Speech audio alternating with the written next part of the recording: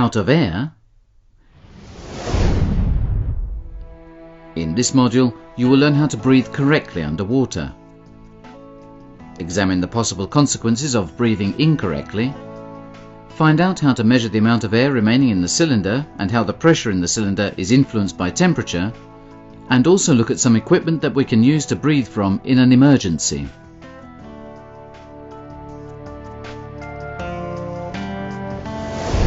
Breathing during the dive. Let's now take a brief look at the various phases of a real dive. The first thing you have to do is assemble the various parts of the aqualung, the cylinder, the buoyancy compensator and the regulators.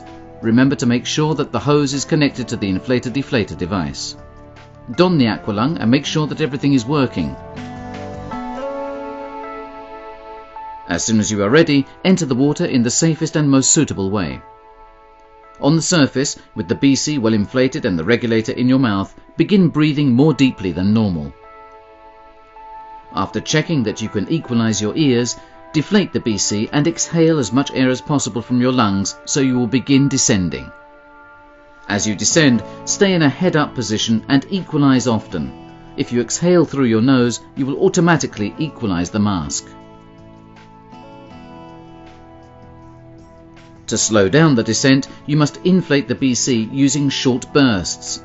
After each short burst of air, wait a moment to check your buoyancy, otherwise you risk inflating the BC too much. If you do have a problem equalizing, ascend a little and try equalizing again. If you manage to equalize, you can continue descending. If you can't equalize, you must abort the dive. If you have a problem equalizing just one ear, this might make you feel dizzy. This is not serious. Just hold on to the descent line or your dive buddy. Ascend a little and the dizziness will pass.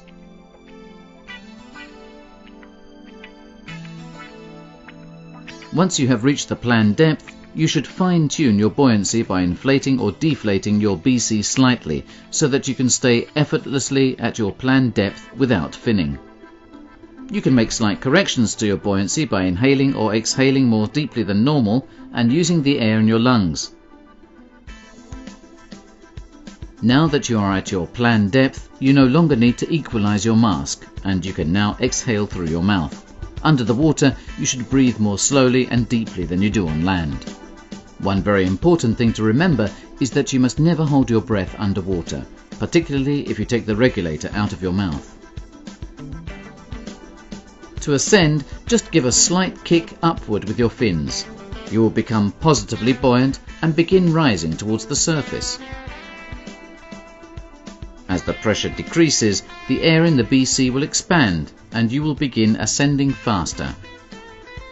To slow the ascent down, just deflate the BC a little at a time and try to maintain a controlled ascent rate.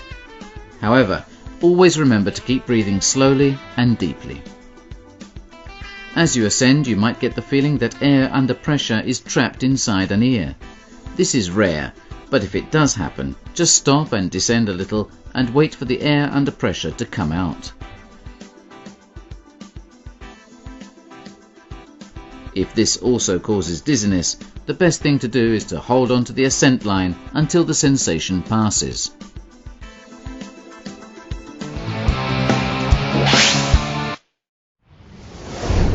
Lung overexpansion. Why do scuba divers keep on emphasizing the importance on never holding your breath underwater? Think about the BC. To prevent the bladder tearing, the BC is fitted with one or more overexpansion relief valves that dump the excess air when the internal pressure becomes too great.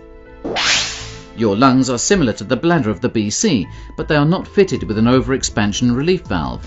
If you keep your mouth closed or hold your breath as you ascend, the pressure in your lungs will become too great and cause serious injury. The lungs have a delicate lining of tissue made up of millions of tiny air sacs known as lung alveoli. If the lung sac is closed on ascent, the pressure inside the lungs will become greater than the external pressure. This overexpansion can stretch the lung lining, deform the alveolus, a condition known as lung overexpansion, And finally, tear. If this does happen, air from the lungs can enter into different parts of the body, depending on the type of injury that has been caused. One possible consequence is pneumothorax, which is a collapsed lung that is unable to perform its function temporarily. The escaped air may also collect around the heart, causing a condition known as mediastinal emphysema. This condition causes pain and an alteration to the heartbeat. The air may also collect under the skin, usually around the shoulders and neck, causing a condition known as subcutaneous emphysema. The most serious condition is caused when the tearing of the alveolus involves a capillary. An air bubble can then enter into the pulmonary vein and be pushed by the heart into the arteries, causing a reduction or a blockage in the blood flow to an area of the body. This is a serious condition called arterial gas embolism, or AGE. As the bubble tends to rise, the blood shortage can occur in the brain, causing the symptoms of a cerebral ischemia, or an ictus. Preventing these serious injuries is extremely easy. Never hold your breath on a scent, keep your regulator in your mouth, and exhale continuously if you must take it out of your mouth.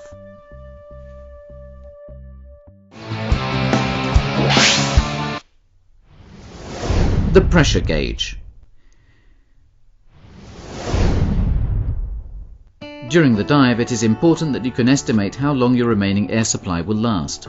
To be able to do this, we must have an instrument that works in the same way as the fuel gauge does in our car. This instrument is a submersible pressure gauge, or SPG. The submersible pressure gauge is connected by a high-pressure hose to the first stage and tells the diver the pressure of the air in the cylinder. The sector of the pressure gauge faced near zero is usually coloured red. This area is considered the diver's reserve. When the pressure falls within this sector, it's as if the warning light of the fuel gauge in your car is flashing. It's time to return to the surface.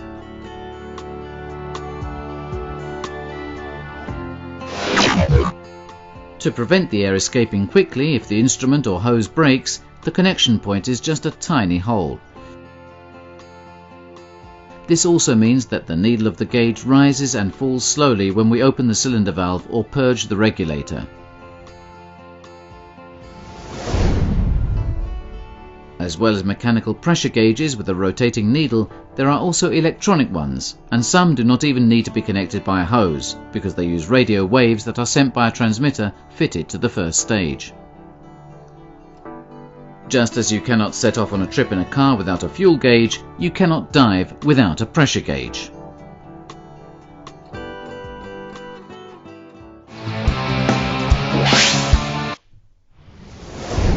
Pressure and temperature. Before you can use the submersible pressure gauge to calculate how long your remaining air will last, you need to know another important fact. Pressure is influenced by temperature. More precisely, we can say that pressure and temperature are directly proportional. If one value increases, so does the other. Cylinders get warm as they are being filled. Later, as they cool down, the pressure also falls. This is nothing surprising, it's normal. On the other hand, if you leave a cylinder directly under the sun or somewhere very warm, the pressure gauge will indicate a higher pressure reading. For example, if a cylinder showing a reading of 200 bar, 3000 psi, at a temperature of 45 degrees centigrade bar, 113 degrees Fahrenheit, is cooled down in water at 15 degrees centigrade, 59 degrees Fahrenheit, once the temperature has equalized, the pressure will fall to 180 bar, 2715 psi.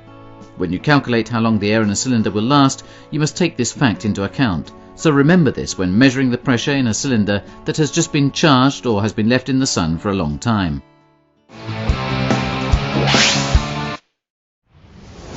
Air consumption. You can now calculate air consumption. You will certainly remember that pressure increases with depth. Consequently, the volume of the air decreases and the density increases. The air molecules have been pushed closer together. At depth, the regulator supplies air at ambient pressure, which is greater than that on the surface. Therefore, every time you inhale underwater, you breathe in more molecules than you would on the surface. Consequently, you consume more air. So, the deeper you dive, the less time the air in your cylinder will last. There are quick, simple ways of working out how much air we consume per minute under the water. Let's imagine that we are diving at 20 meters, 66 feet of salt water, and we note that the pressure reading is 160 bar, 2,400 psi. After 10 minutes spent at the same depth, we see that the pressure has fallen to 120 bar, 1,800 psi.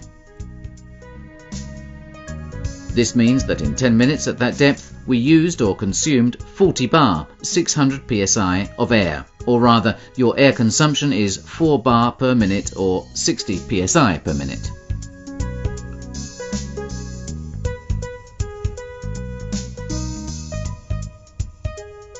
With this consumption rate, the remaining 120 bar, 2,400 psi in the cylinder will last another 30 minutes at that depth.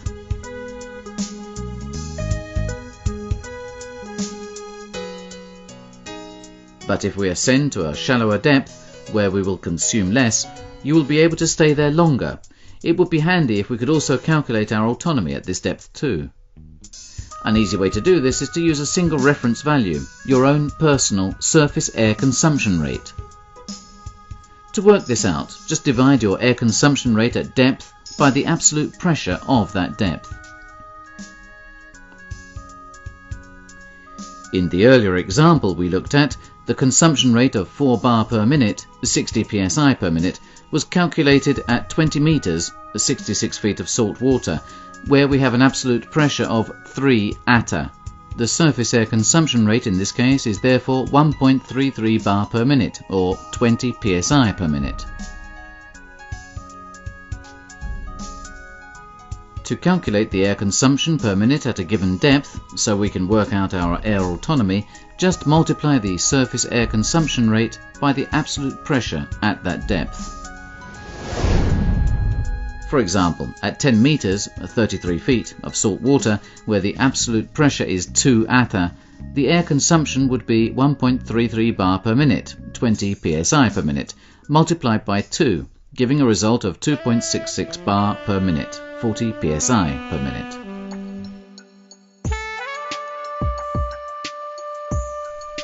At this depth, the 120 bar, 2,400 psi of air would last for 45 minutes. On your next dives, your instructor will have you calculate your surface air consumption rate. However, you should be aware that this is a simplified calculation and does not take into account factors that could increase your air consumption, such as cold, fatigue, or stress. You will have undoubtedly noticed that there is a considerable difference in weight between a full and empty cylinder. The air that was inside has been used. This means that the condition of buoyancy also changes, so at the end of the dive, your total weight will be less. As we said earlier, the difference is considerable. For example, an empty European 15-litre cylinder weighs about 3 kilograms less than one filled to 200 bar, and an empty North American aluminium 80 cubic feet cylinder weighs about 6 pounds less than one filled to 3000 psi.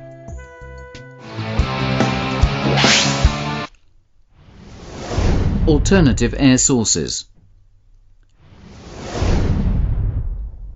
Despite the fact that you can calculate how long your air supply will last, you may find yourself in an out-of-air situation, maybe because something has broken, or more probably because you forgot to check the pressure gauge regularly during the dive. What should you do if this does happen? Your instructor will show you different ways of solving the problem. Above all, you should know that every diver carries an alternative second stage or a second regulator, which means he can share his air with another diver if necessary. So that this second stage can be easily identified during the dive, it is a brighter colour than the main one, and the hose is often yellow. This alternative second stage must also be placed in a position where it can be reached easily by a dive buddy in difficulty. This is why it should be attached with a quick pull release around the chest area where it is clearly visible. A diver can also pass this second stage to the diver in difficulty without waiting for the buddy in difficulty to take it himself. The alternative second stage may also be connected to the same first stage as the main second stage. This equipment configuration is known as an octopus. You may also use a separate first stage that is connected to a second cylinder valve.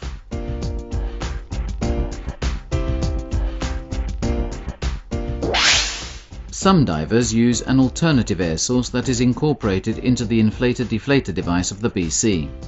In this case, the diver giving air should give his main regulator to the diver in difficulty and use the alternative second stage at the end of the corrugated tube. In this way, the donor can also maintain control of his BC. The efficiency of all the systems we have examined up to now is dependent on a dive buddy. For this reason, some divers prefer to carry a small, separate cylinder. This type of cylinder is often referred to as a pony, and it is fitted with a separate regulator. This is a very safe alternative, and the only system that allows a diver to be independent of his buddy. Divers have devised various systems for solving an out-of-air situation. However, this doesn't stop the marvels of the underwater world from leaving you breathless.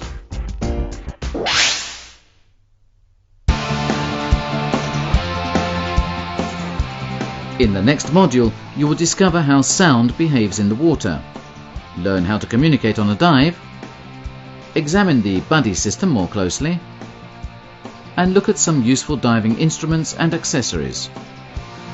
Until the next time.